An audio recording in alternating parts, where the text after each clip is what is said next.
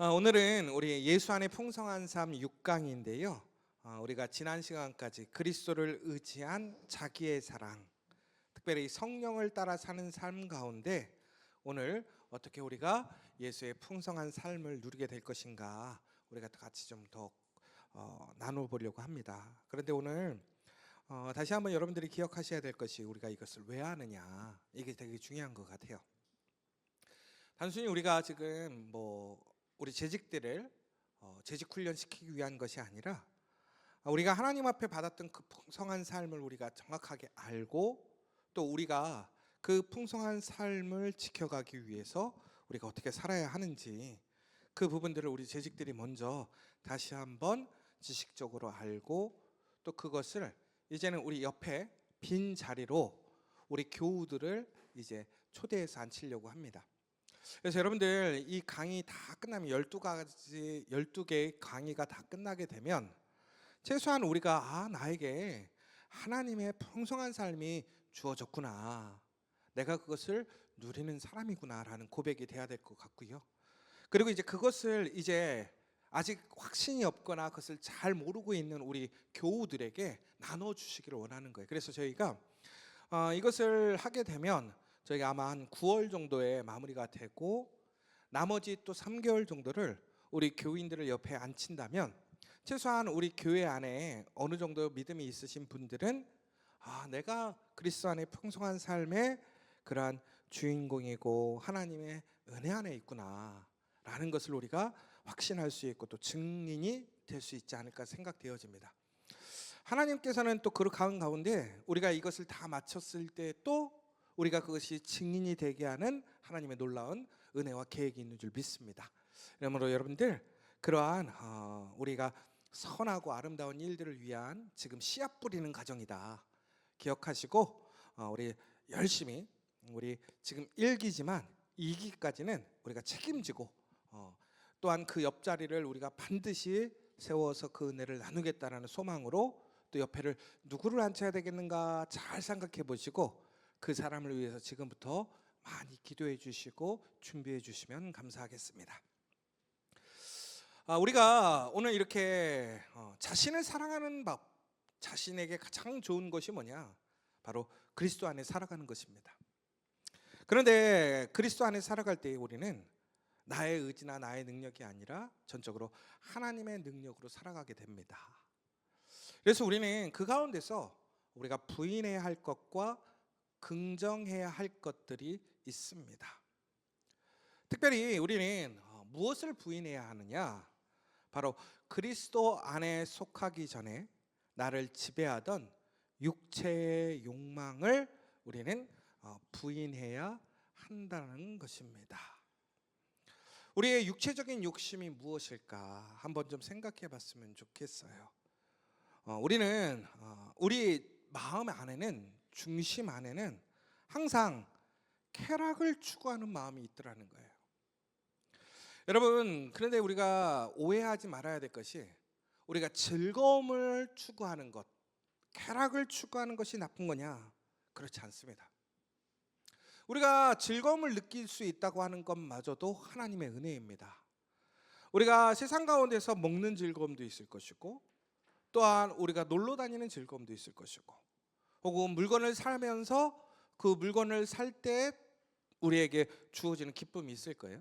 근데 여러분 그것 자체가 다 잘못된 것은 아니에요. 여러분들 쇼핑하면서 죄책감 느낄 필요 없고 맛있는 거 먹으면서 여러분 막 죄책감 느낄 필요 없다라는 거예요. 그런데 문제는 뭐냐면 우리가 그것을 우리의 욕심으로 바꾸게 되면 그것이 우리의 중심이 되어지는 것이 잘못된 것이라는 것이죠.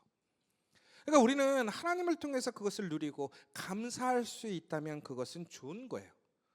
그러나 오히려 그것이 하나님이 아닌 그 자체에 관심이 머물게 하거나 그것을 통해서 내 욕심으로 더 발전해 간다면 그것은 우리가 부인해야 한다라는 것입니다. 그러니까 우리가 어떤 감각적이고 1차적인 즐거움은 나쁜 것이고 고차원적인 즐거움은 좋은 것이다라는 것이 아니라 하나님께서 우리에게 주신 모든 것들은 우리가 누리게끔 주신 거예요. 그러니까 우리가 창세기에서도 보시면 우리 하나님께서 이 땅을 다스리라고 얘기하시잖아요. 그러니까 우리가 이 땅에서 모든 것을 통해서 우리가 기쁘고 즐거울 수 있고 유익을 얻을 수 있는 거예요.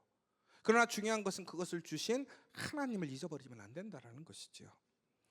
특별히 또한 우리가 좀 부인해야 될 게 뭐냐면 세상의 가치관이라는 거예요. 여러분, 우리는 세상 속에서 살고 있고 세상의 문화 안에 살아가고 있습니다. 그래서 문화를 떠나서 살 수 없고 세상의 가치관과 분리될 수는 없더라는 거예요.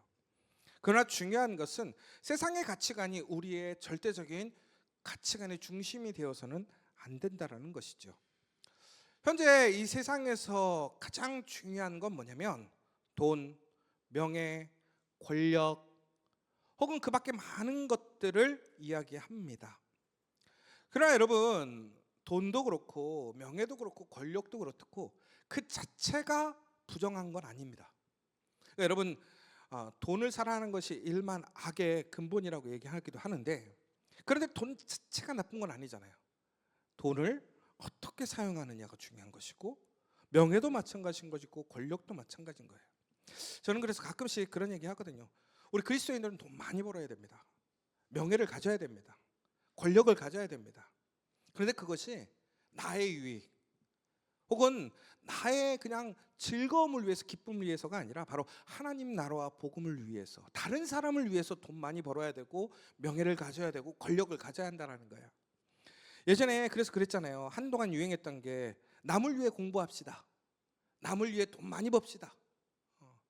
여러분, 그런데 중요한 것은 그렇게 살아갈 때 내 손안에 내가 다 손해보고 잊어버리는 게 아니에요. 결국은 내가 돈 벌어서 1차적으로 수혜를 얻는 사람은 누구예요? 나예요. 그리고 그것을 통해서 흘러가는 더 큰 기쁨과 은혜를 체험하게 되는 것이고 명예도 마찬가지고 권력도 마찬가지인 것이죠. 여러분, 그런데 오늘 이러한 일들이 결국에는 그런데 그것을 추구하게 될 때 우리에게 참된 기쁨이 있느냐? 우리가 계속해서 창세기 4장 가인의 후예들 얘기하잖아요. 제가 가인의 후예들이 기본적으로 세상의 그러한 능력을 통해서 초인적인 능력을 발휘하거든요. 개발을 하고 만들어 가잖아요. 문화를 만들어 가고. 그런데 그들에게 만족이 없었잖아요. 기쁨이 없었잖아요. 평안이 없었잖아요. 왜? 그것은 모든 것이 하나님을 통해서 주어지는 것이지, 또한 그것들은 하나의 도구일 뿐이지 그것이 목적이 아니기 때문에 그렇습니다. 그러나 하나님을 알지 못하는 사람들은 그것이 목적이 되어 가는 것이지요. 그래서 우리는 다시 한번 우리 창세기 4장을 통해서 우리는 그것을 배우게 되고요. 조금 오늘 저희가 설교 시간에 말씀을 좀 하려고 했었던 부분이기도 했지만 오늘 다음 주에 얘기할 건데요. 여러분, 창세기 4장에 보면 그 에노스가 나와요. 에노스가 셋의 이제 후예로 에노스가 나오는데, 그 에노스 때 무엇이 이루어지냐면 하나님의 이름을 불렀더라 되어 있습니다. 근데 이 에노스라는 것이 어떤 것이냐면 인간이라는 뜻도 있지만 우리의 연약함을 나타내는 것입니다. 결국은 뭐냐면 하나님의 이름을 어느 때 불렀느냐, 이게 되게 중요해요. 여러분, 그 창세기 4장에서 보면 아주 극적으로 가인의 후예들은 문화를 발생시키고 막 초인적인 능력을 행하면서 아주 번성해가는 모습을 보게 되고요. 셋의 후예들은 단순히 매우 이렇게 발전하지 못하고 그저 생계만 혹은 가게만 이어지는 모습을 보게 되는데 아주 큰 차이가 있어요. 뭐냐면 바로 그때 에노스를 통해서 하나님의 이름을 불렀더라. 여러분, 그럼 다시 얘기하자면 이 에노스가 하나님의 이름을 불렀다라고 해서 예배를 할 수 있게 되었다라는 거거든요. 예배를 드렸더라. 그러니까 어떠한 문화적인 것들도 그들에게 참된 기쁨과 은혜가 되지 않는데 우리에게 참된 기쁨과 은혜가 되는 건 뭐냐면 하나님께 예배할 때 우리에게 주어지더라는 거예요. 그리고 그 가운데 구원이 주어졌더라는 거예요. 결국은 세상의 문화와 가치가 결국에는 우리의 삶 속에서 상당한 영향력을 발휘하고 귀하죠. 그러나 그것이 결국에는 우리의 구원을 이끌지는 못하더라는 거예요. 그럼 우리는 예배하지 않잖아요. 그런데 사람들이 요즘에는 예배하더라고요. 제가 어젯밤에 우리 아이들을 데리고 극장에 잠깐 갔다 왔어요. 사람이 얼마나 많은지 모르겠더라고요. 다시. 그런데 거기서 갑자기 사람들이 막 버글버글해서 막 모여갖고 막 사진 카메라를 찍고 막 난리가 난 거예요. 그래서 왜 그래? 그랬더니 뭐 연예인이 왔대요. 근데 알고 봤더니 그 연예인이 우리가 알고 있는 텔레비 유명한 연예인이 아니라 유튜버 누구라고 하는데 전 듣도 보도 못한 사람인데 뭐 35만 명의 유튜버래요. 저는 꿈의 숫자죠. 35만 명. 그랬더니 우리 아들이 별로 안 돼. 그러는 거예요. 근데 그 35만 명의 유튜버가 극장에 와서 무슨 행사를 했는데 사람들이 막 사진을 찍고 막 환호하고 막 버글버글 해갖고 저는 진짜 뭔 일 난 줄 알았거든요. 그러니까 요즘에 보면 요즘에 세상 사람들에게 인정받고 혹은 사람들에게 무엇인가 유행할 수 있고 혹은 돈을 벌 수 있는 어떤 세상의 문화와 가치관이 있단 말이에요. 근데 제가 거기 갔는데 아무도 저를 알아봐 주지 않고 저한테 환호성을 지어주거나 그러지 않거든요. 때가 목사임에도 불구하고. 여러분, 그러나 그럼에도 불구하고 우리는 왜 예배를 드리고 우리는 하나님의 그 거룩한 일, 하나님의 나라와 하나님의 교회에 우리는 관심을 갖고 있습니까? 바로 그것이 진정한 우리의 구원의 소망인 것이고 우리를 살아가게 하는 힘의 원동력인 것을 우리는 아니까 그렇지 않습니까? 그러니까 우리는 다시 한번 우리가 세상에서 분명히 부인해야 될 것, 관심 가져야 될 것을 우리는 분명하게 우리의 주관으로 가지고 가야 된다는 거예요. 특별히 또 우리가 부인해야 될 것은 우리의 삶 속에 나쁜 습관이 있어요. 그러면 우리 나쁜 습관이라는 것은 결국엔 뭐냐면 우리가 반복되는 행동을 통해서 생기는 것이 습관이거든요. 그러면 여러분, 습관이라는 것은 좋은 것도 있고 나쁜 것도 있어요. 그런데 성경적으로 우리가 흔히 얘기해서 나쁜 습관이라고 하는 것은 두 가지로 얘기를 하는데, 첫 번째는 게으름을 얘기하고요, 하나는 열등 의식을 얘기하게 됩니다. 여러분, 잠언 6장 6절에서 11절에 보면 이렇게 되어 있어요. 게으른 자여, 개미에게 가서 그가 하는 것을 보고 지혜를 얻으라. 개미는 두령도 없고 감독자도 없고 통치자도 없으되 먹을 것을 여름 동안에 예비하며 추수 때에 양식을 모으느니라. 게으른 자여, 내가 어느 때까지 누워 있겠느냐? 내가 어느 때에 잠이 깨어 일어나겠느냐? 좀 더 자자, 좀 더 졸자. 손을 모으고 좀 더 누워 있자 하니 내 빈궁이 강도같이 오며 내 곰핍이 군사같이 이르리라. 성경적으로 얘기할 때 우리의 습관 중에서 가장 나쁜 습관이 뭐냐면 게으름의 습관이라는 거예요. 그리고 또 하나는 열등의식이에요. 이 열등의식은 뭐냐면 하나님으로 만족하지 못할 때 생기는 거예요. 그러니까 여러분, 저는 오히려 게으름보다 우리의 습관의 패배적인 것, 열등의식이 더 문제인 것 같아요. 이것도 반복이 되면 습관이 되어버리는 거예요, 의식적으로. 그래서 우리가 우리의 자아라고 하잖아요. 우리의 자아가 생성되는 것은 결국은 뭐냐면 내 삶에 반복되어지는, 경험되어지는 것들이 나의 중심적인 생각으로 생기게 되거든요.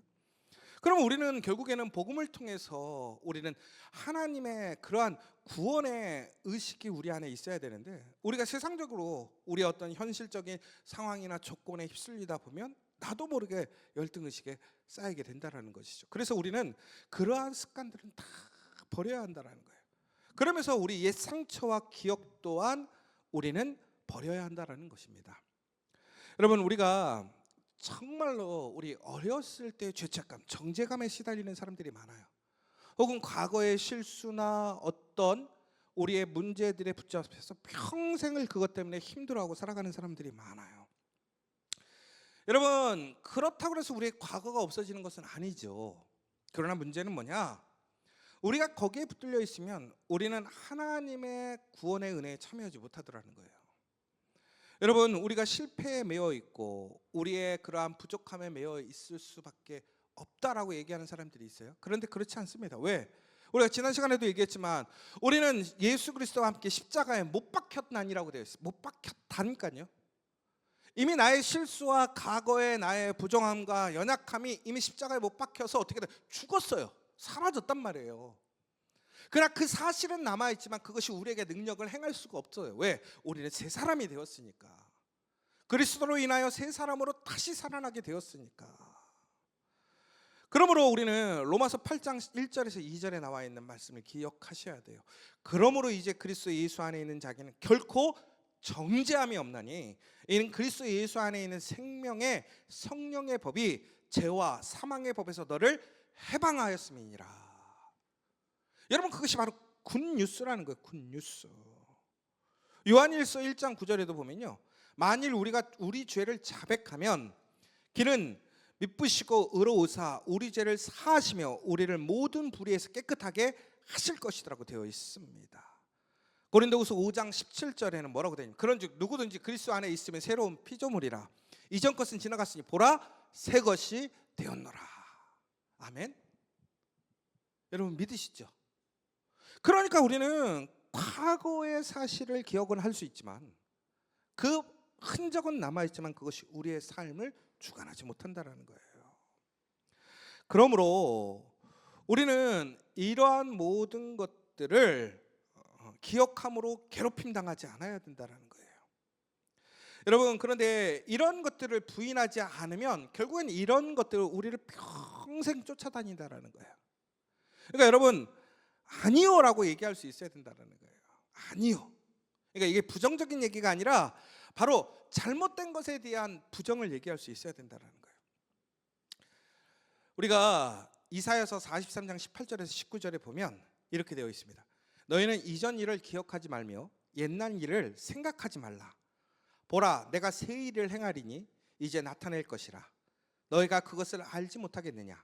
정령이 내가 광야의 길을 사막의 강을 내리니. 여러분, 말씀에서 분명히 기억하고 있어요. 뭐라고 되어 있냐면 이전 일 기억하지 말래요. 옛날 일 생각하지 말래요. 왜? 하나님이 새 일을 행하셨으니까 이제는 그 새 일을 보고 그것을 향해 나아가라는 거예요. 그러니까 우리는 어떻게 해야 돼요? 그 과거가 나를 붙들고 나의 생각을 붙들고 나의 마음을 붙들고 나를 어렵게 할 때 이미 끝난 거야 라고 얘기해 주셔야 된다는 거예요. 그러면 이제 반대로 우리가 그러면 긍정해야 할 건 뭐냐? 지금까지는 우리의 삶 속에서 우리가 정말로 성령의 인도하심을 통해서 부정해야 될 것들, 우리가 거부해야 될 것이 무엇인가를 얘기했다면 이제 우리는 긍정해야 될 것, 우리가 수용해야 될 게 뭐냐라는 것이지요. 여러분, 우선은 우리는 성령님과의 관계를 인정해야 한다는 거예요. 왜 그렇습니까? 우리 갈라디아서 5장 16절 같이 읽어보도록 하겠습니다. 시작. 내가 이르노니 너희는 성령을 따라 행하라. 그리하면 육체의 욕심을 이루지 아니하리라. 우리가 아까 전에 봤죠? 우리가 우리의 욕심, 그런 세상적인 정욕적인 육체적인 욕심을 따라가지 않아야 한다는 거예요. 그것을 거부해야 하는데 그것을 나의 의지로 거부하는 것이 아니라 무엇을 따라? 성령을 따라가게 되면 그것이 거부되더라는 거예요. 그러니까 여러분, 이게 되게 우리가 잘 생각해야 될 것이 내가 그거랑 싸우는 게 아니라 성령만 쫓아가면 그것이 우리가 거부가 되고 싸워 승리하게 되어 있더라는 거예요. 그러니까 여러분들이 그거 싸우려고 하지 마세요. 예전에 그런 얘기 있었잖아요. 자꾸 어떤 그 목사님이 자신의 육체적인 성욕이 일어난다고 그래서 자신의 그거를 성기를 거세를 해버렸어요. 그런데 안타까운 게 뭐였냐면 그분이 뭐라고 그랬냐면 잘라냈는데도 성욕이 일어난대요. 여러분, 이게 얼마나 웃긴 얘기예요. 내가 내 상식대로 인간적인 방식대로 싸워서 이기려고 했는데 못 이기더라는 거예요. 그런데 그것을 주관해서 이기게 할 수 있는 분이 누구냐? 성령이라는 거예요. 여러분, 근데 놀랍게도 성령 충만하고 말씀에 충만한 은혜를 보면요, 정욕이 생기지 않아요. 그전에까지만 해도 관심이 가고 재밌었던 게, 제가 왜 연예인을 모르겠어요. 연예인 알죠. 근데 제가 요즘 아이들만큼 연예인을 모르는 거는 그만큼 그런 것들을 제가 듣거나 보지 않기 때문에 그렇거든요. 애들이 너무 재밌대요. 근데 이게 제가 나이 들어가는 것인지 모르겠지만 근데 봐도 재미가 없어. 그럼 이게 세대 차이일까? 근데 제가 예전에 좋아하던 것들이 있을 거 아니에요. 드라마 같은 것. 근데 제가 솔직히 옛날에는 드라마 같은 거 상당히 좋아하거든요. 옛날에 뭐 넷플릭스나 이런 거 여러분들 보시면 막 12개 막 이렇게 돼 있잖아요. 혹시 여러분 그거 몰아보기 해보신 적 있으세요? 있으시죠? 저도 옛날에 그런 거 되게 좋아했거든요. 근데 지금은요, 1편 보고는요, 제가 몇 편 볼까요? 맨 마지막 거 봐요. 재미가 없어. 그냥 그래서 결론은 뭐야? 그래서 결론만 봐. 근데 저도 신기한 거예요. 제가 좋아하고 뭐 이런 것들이 다 있는데도 재미가 없어. 뭐 스포츠도 마찬가지고. 그래서 저는 목사로서 한 게 너무 교회 일은 재미있는 거예요. 그러니까 우리 목사님들, 전도사님들 계시는데 저는 매일 나오거든요. 근데 이건 뭐 손장로님도 그럴 것 같아요. 손장로님 막 책임감 때문에 해서 나오는 건 아니라고 봐요. 저는 좋아서 나오시는 거거든요. 여기 집보다 좋아. 저도 그래요. 저는 교회 사무시는 게 너무 좋아. 여러분, 그런데 이게 우리 목사님하고 전사님들한테 그렇게 얘기하면 좋아질까요? 절대 안 좋아져요. 성령 받으면 좋아져요. 아니, 결국은 무슨 얘기냐면 우리 마음이 바뀌어야 된다라는 거예요. 내 생각이 바뀌어. 근데 이게 내가 갑자기 바뀌는 게 아니라 어느 순간 바뀌더라니까요. 근데 그것이 어떻게 바뀌느냐? 결국은 성령을 따라가게 되면 바뀌더라는 거예요.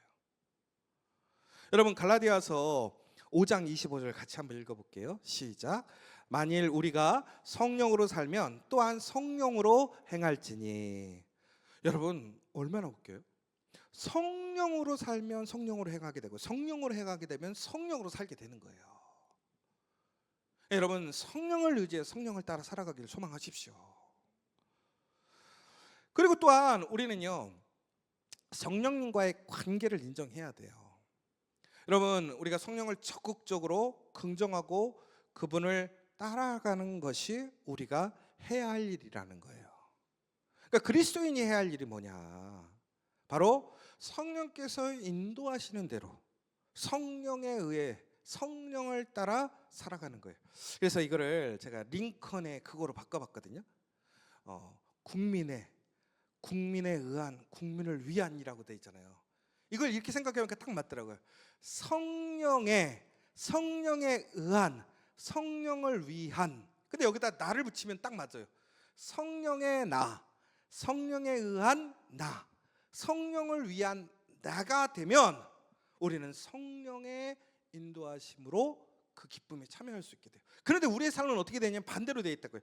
나의 성령, 나에 의한 성령, 나를 위한 성령이 아니라 주체가 바뀌어야 된다는 거예요. 주체가 바뀌어서 성령의 나, 성령에 의한 나, 성령을 위한 내가 되면 바로 우리는 바로 성령님과 아주 친밀하고 인격적인 관계, 올바른 관계를 통해서 성령님과 동행할 수 있다. 왜 그러냐면 여러분, 제가 예전에 그 이스라엘에 한번 여행을 갔다고 했었잖아요. 그때 진짜 친한 우리 정철우 목사님 또 김세영 전사 저 이렇게 셋이서 갔었거든요.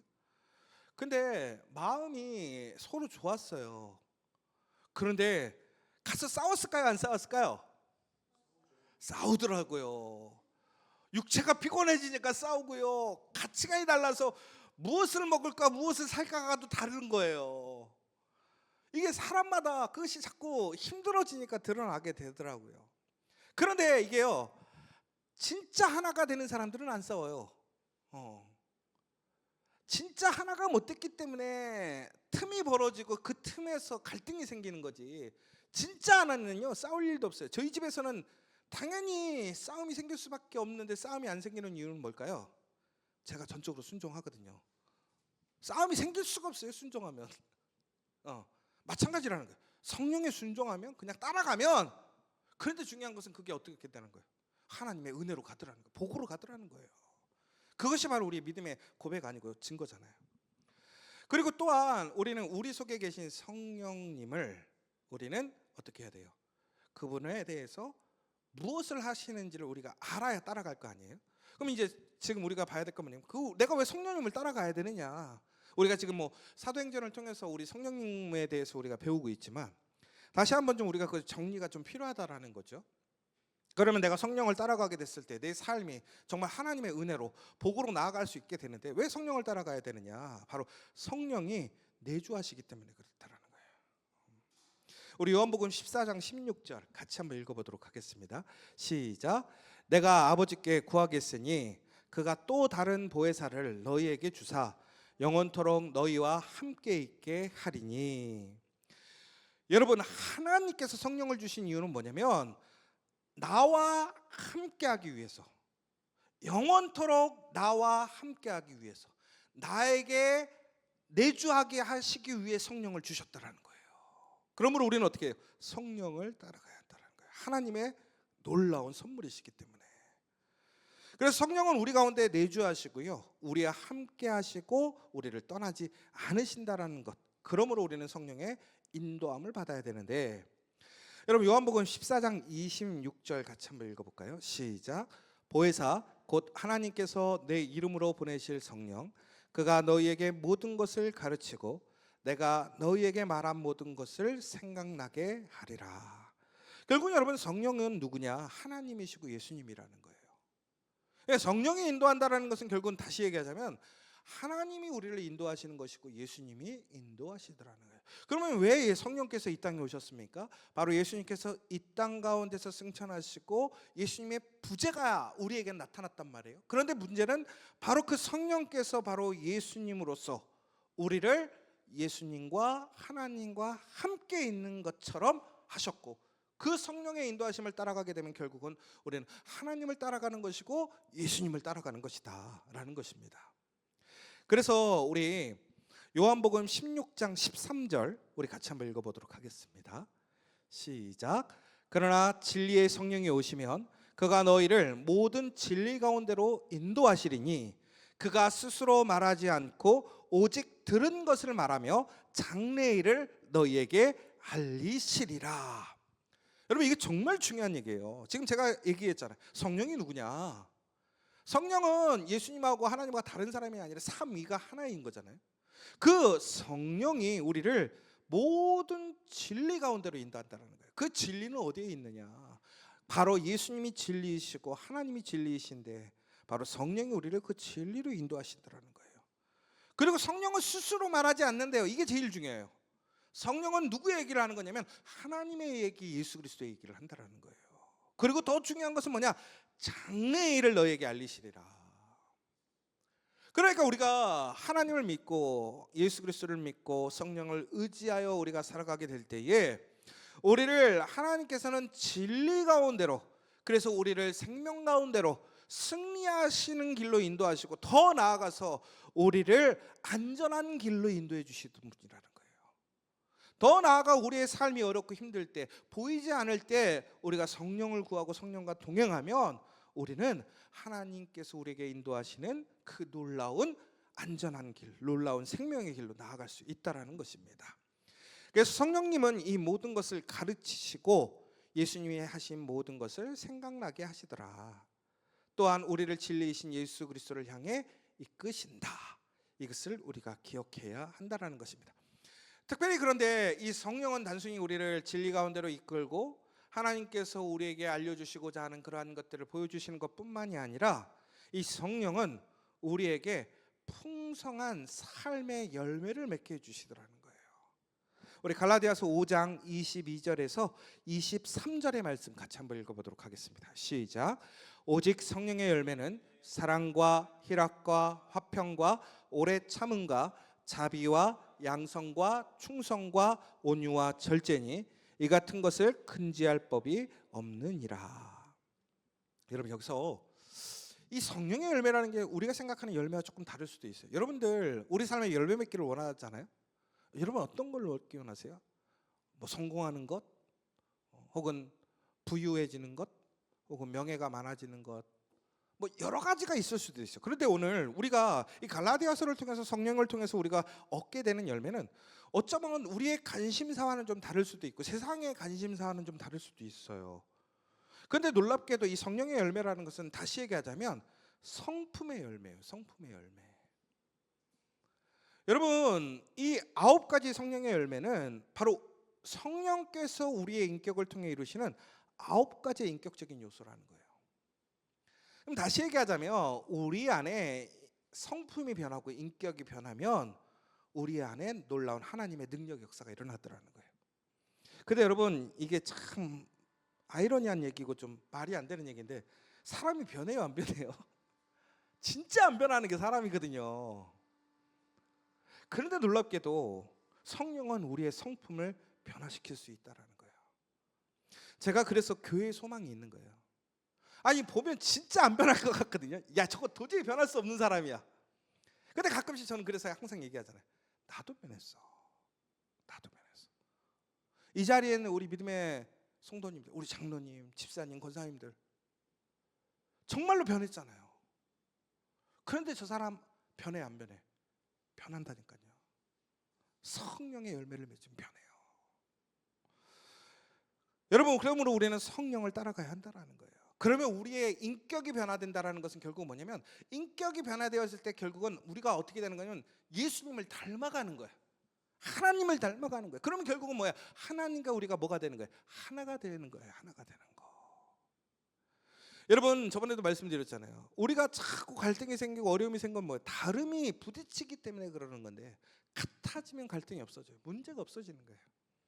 그러면 우리가 하나님과 같아지려면 어떻게 해야 돼요? 우리의 인격이 변해야 돼. 그런데 그 인격은 성령을 통해서 우리의 열매가 바뀌는 것이고, 전국엔 그것을 통해서 우리가 온전한 하나님과의 하나됨이 되는 거예요. 동행이 되는 거예요. 특별히 이 성령께서는 우리에게 비전을 주신대요. 비전을. 우리 사도행전 2장 17절, 오늘 같이 읽었던 말씀이기도 한데요. 같이 한번 읽어보도록 하겠습니다. 시작. 하나님이 말씀하시기를 말세에 내가 내 영을 모든 육체에 부어주리니 너희의 자녀들은 예언할 것이요 너희 젊은이들은 환상을 보고 너희의 늙은이들은 꿈을 꾸리라. 이 세상에 가장 안타까운 게 뭐냐면 꿈이 없는 거예요. 꿈이 없는 거. 근데 여러분, 꿈이라는 것은 단순히 어린이들, 청장년들만 꾸는 게 아니라는 거예요. 아니면 좀 깊게 생각해서 넓게 생각해서 50대까지 꿈 꿀 수 있다. 근데 60대부터는 꿈도 없이 살면 무슨 낙수로 살아요? 근데 여러분 기억하십시오. 우리 성경에 보시면 80대부터가 하나님께서 가장 역사하시는 일이에요. 근데 여기 계신 분들은 80대 되신 분들 한 명도 없어요. 그러니까 뭐해야 돼요? 아직도 꿈꾸셔야 될 나이라는 거예요. 준비하실 나이라는 거예요. 그러면 하나님께서 그 성령을 통해서 우리에게 꿈을 주시고 비전을 주시고 환상을 주시고 예언을 하게 하시더라는 거예요. 근데 그것이 누구를 통해서? 성령을 통해서. 성령 충만하게 되었을 때 우리에게 놀라운 그 역사가 일어나요. 저는 정말 우리 지저처치의 그런 성령의 역사, 비전의 역사 일어나기를 원합니다. 단순히 제가 우리 교회에서 우리 교회가 이렇게 되어지길 소망합니다, 이렇게 나아갔으면 좋겠습니다가 아니라 우리 성도들이 목사님 우리 교회가 이렇게 되었으면 좋겠어요, 우리 이 일을 해야 돼요, 하나님께서 우리를 이렇게 부르셨어요 라고 고백할 수 있는 그 역사가 일어나야 한다는 거예요. 왜? 성령의 역사는 동일하게 일어나니까. 목사라고 해서 성령께서 비전을 주시는 게 아니니까. 그래서 우리는 오늘 다시 한번 그 하나님이 어떤 일을 하실 것인가를 꿈꾸기 시작하는 그 비전을 꿈꾸는 저와 여러분 되시길 간절히 소망합니다. 그리고 또한 우리가 성령의 그러한 소망의 인도하심을 받아야 되는 건 성령의 능력이 있기 때문에 그렇다는 거예요. 빌립보서 2장 13절의 말씀 같이 한번 읽어보도록 하겠습니다. 시작. 너희 안에서 행하시는 이는 하나님이시니 자기의 기쁜 뜻을 위하여 너희에게 소원을 두고 행하게 하시나니. 여러분, 우리가 아까 전에도 말씀드렸지만 하나님이라는 것은 결국은 지금 우리에게 주어져 있는 임하신 성령을 얘기하는 거예요. 그럼 이 하나님이라는 것을 성령으로 바꿔서 보자면 이렇게 되는 거예요. 너희 안에서 행하시는 이는 성령이시니 자기의 기쁜 뜻을 위하여 너희에게 소원을 두고 행하시게 하시나니. 성령이, 하나님이 우리에게 소원을 주셨대요. 그런데 문제는 그 소원을 이루어질 수 있도록 행하게 하시겠다라는 거예요. 여러분, 무엇인가 누군가에게 일을 시키실 때 여러분 그 일이 될 수 있게끔 그 문제의 해답을 주시고 일을 시키지 않으세요? 마찬가지예요. 하나님도 우리에게 야, 네 능력대로 해봐가 아니에요. 우리는 절대로 하나님보다 능력을 행할 수가 없죠. 그러나 하나님이 능력 주시면 행할 수 있어요. 그런데 하나님께서 우리에게 소원을 주셨대요. 이건 무슨 얘기예요? 하나님이 우리에게 계획을 가지셨다는 거예요. 계획을 만드셨다는 거예요. 그리고 중요한 것은 그것을 행할 수 있는 능력을 주셨다는 거예요. 이걸 믿으시기 바랍니다. 여러분, 우리를 하나님께서 부르신 것, 하나님께서 우리를 세우신 것은 그냥 세우신 거, 그냥 부르신 게 아니라는 거예요. 하나님이 그 일을 완성시키시기 위해 이미 예정하신 것이고 계획하신 것이고 우리를 부르셨다는 사실이에요. 여러분, 우리는 그래서 다시 한번 우리는 하나님께서 우리에게 능력 주시고 그 능력을 가지고 우리의 삶을 이끌어 가심을 믿고 그것을 성령께서 인도하심을 믿는 가운데 성령을 따라 나아가는 우리가 되어야 한다는 거예요. 그리고 또한 성령 가운데서는 열매도 있지만 은사도 있더라는 거예요. 은사. 여러분, 고린도전서 12장 4절 7절을 한번 읽어보도록 하겠습니다. 시작. 은사는 여러 가지나 성령은 같고 각 사람에게 성령을 나타내심은 유익하게 하려 하심이라. 아멘. 여러분, 우리가 사도행전 2장에서도 보면 그 오순절 다락방에 있을 때에 그곳에 성령이 충만하고 불의 혀같이 성령이 임재하시는 모습을 보게 되는데, 그런데 놀랍게도 그 자리에 있는 한 사람 한 사람에게 각각의 다른 은사를 허락해 주셨습니다. 그 다른 은사의 흔적은 무엇입니까? 각 나라의 방언으로 다른 말을 하게 되었다라는 거예요. 그럼 결국 무슨 얘기냐?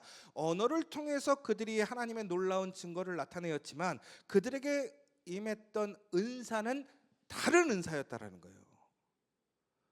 그런데 단순히 그것이 언어적인 일뿐만이 아니라 하나님이 주시는 은사는 병 고치고 예언하고 혹은 가르치고 혹은 능력을 행하고 여러 가지의 것들을 위해서 하나님께서는 그 은사를 주시는데, 그런데 은사를 주시는 이유가 뭐냐? 그것은 개인을 위해서가 아니라 바로 공동체를 위해서 우리에게 은사를 주시더라는 거예요.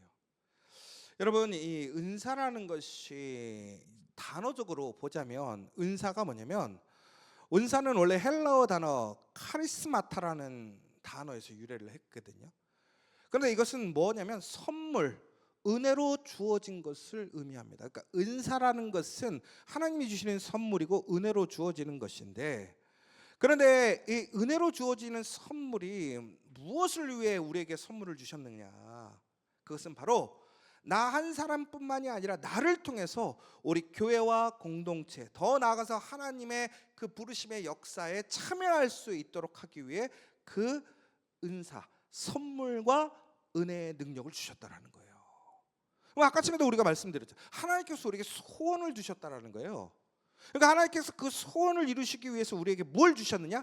은사를 주셨다라는 거예요. 은사를. 그래서 여러분, 여기서 이제 중요한 것은 내가 살아가면서 내가 어떻게 하나님의 그 거룩한 일을 할 수 있는가.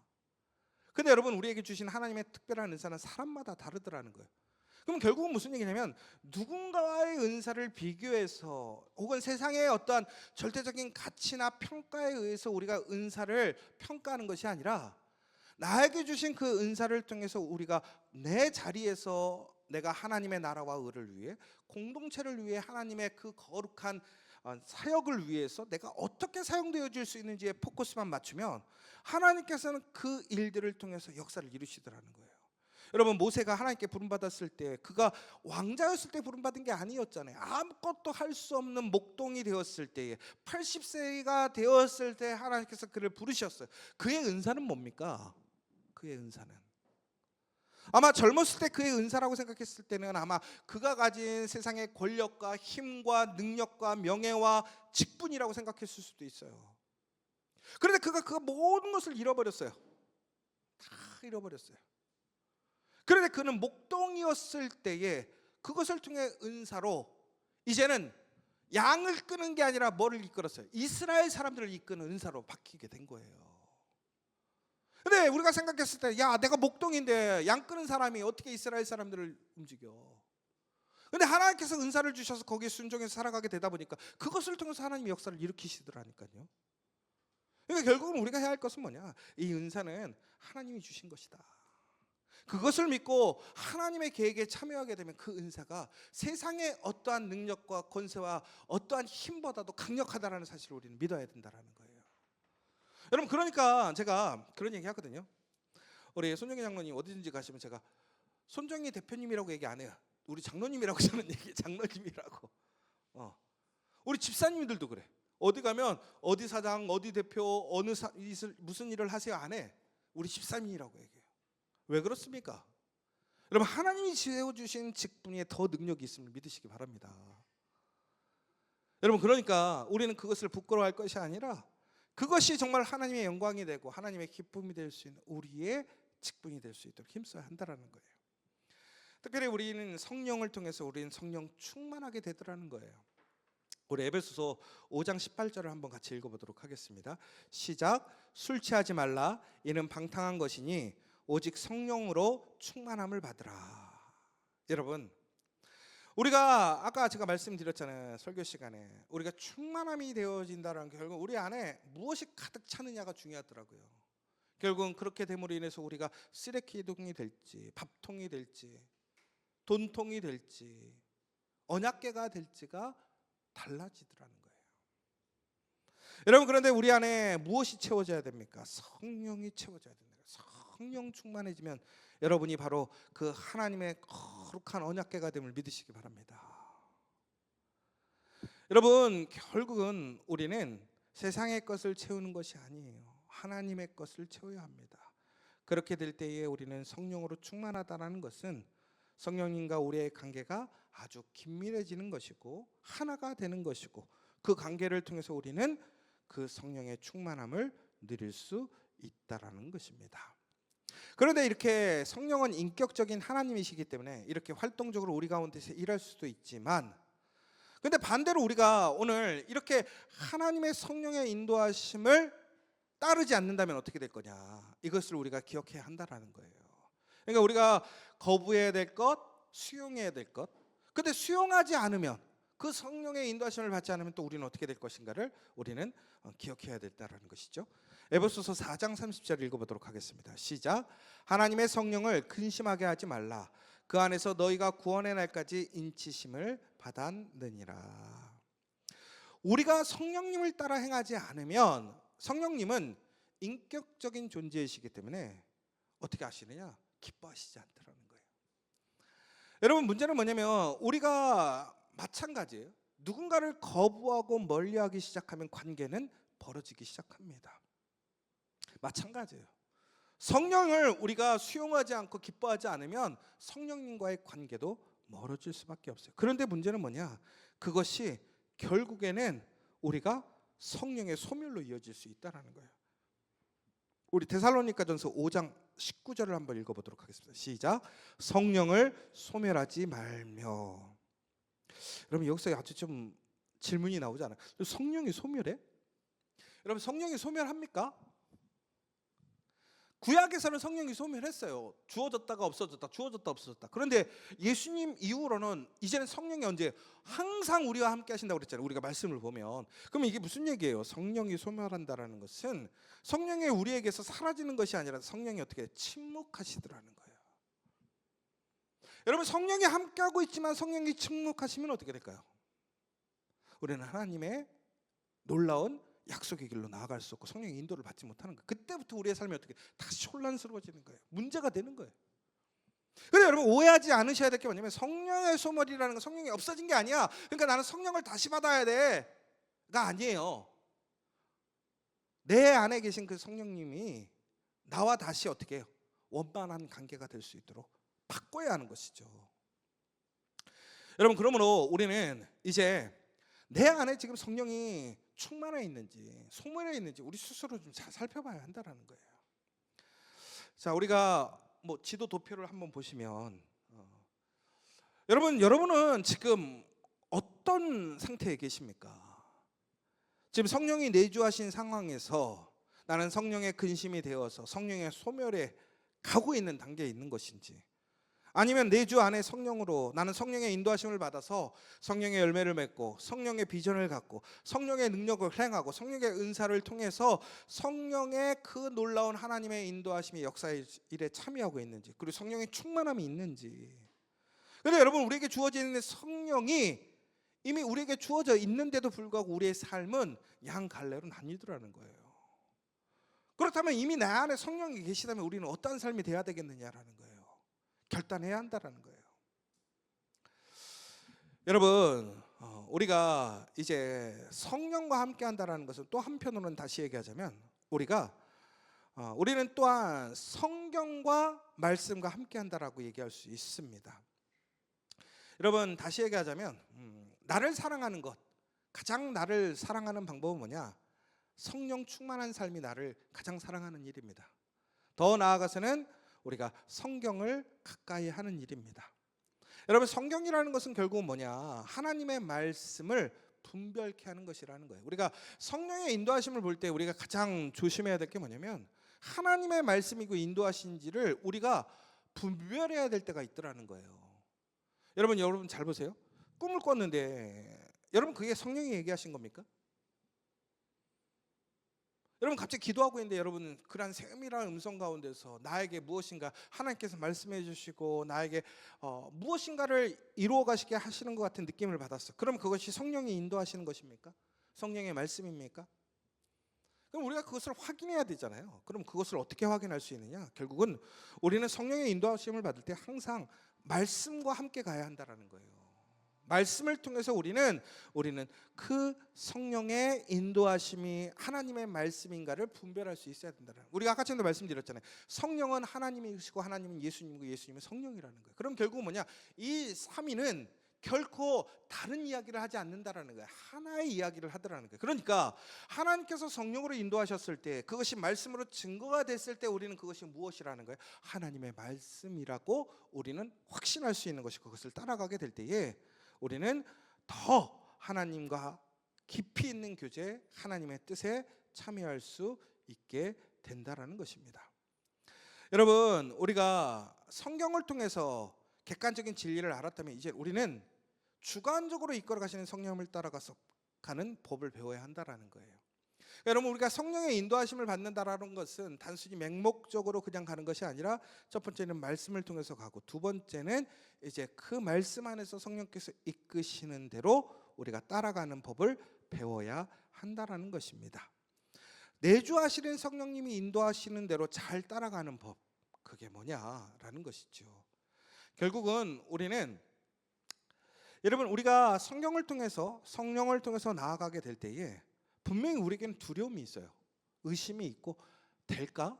라는 생각도 있어요. 왜냐하면 우리는 어떻게 되느냐, 정말로 우리가 성령 충만함을 통해서 우리는 하나님의 말씀으로 나아가게 될 때 하나님께서 이루시는 일들을 우리는 목격하고 경험할 수 있게 된다라는 거예요. 그래서 우리는 이제 성령과 성경은 우리 신앙생활의 두 축이긴 한데요, 우리가 정말로 객관적인 진리를 통해서, 말씀을 통해서 나아가야 될 때도 있지만 우리에게 주관적인 체험도 필요하다라는 거예요. 성령의 인도하심을. 저는 여러분들이 꼭 그러한 성령의 체험의 증거자가 되기를 원합니다. 그러려면 우리는 더 어떻게 해야 될까요? 성령을 더 철저히 의지하고 믿고 그 성령의 인도하심을 따라 나아가는 우리의 모습이 돼야 해요. 그래서 제가 당부하고 싶은 것은, 특별히 오늘 여기에는 재직들만 있잖아요. 원하는 것은 뭐냐면 바로 여러분들이 그것을 함께 기도해 주시기를 원합니다. 오늘부터 다시 한번 뜨겁게 기도해 주시고 성령의 인도하심대로 그 성령의 놀라운 그 말씀으로 이끌어 가시기를 간절히 소망하는 저와 여러분 되시기를 간절히 소망합니다. 오늘 이 시간 여기까지 할 거고요. 여러분, 제가 오늘은 다 하지는 않았어요. 왜 그러냐면 뒷부분은 조금 오늘 하는 부분들과 좀 갭이 있어서 오늘 여기까지는 할 텐데, 하나님의 성령이라는 것은 어떤 신비적인 독단적인 능력을 얘기하는 것이 아니라 바로 하나님이시고 예수님이시라는 거예요. 그런데 하나님께서는 이 성령을 통해서 하나님께서 우리에게 주시고자 하는 그 풍성한 은혜와 열매를 주시기를 원하시더라는 거예요.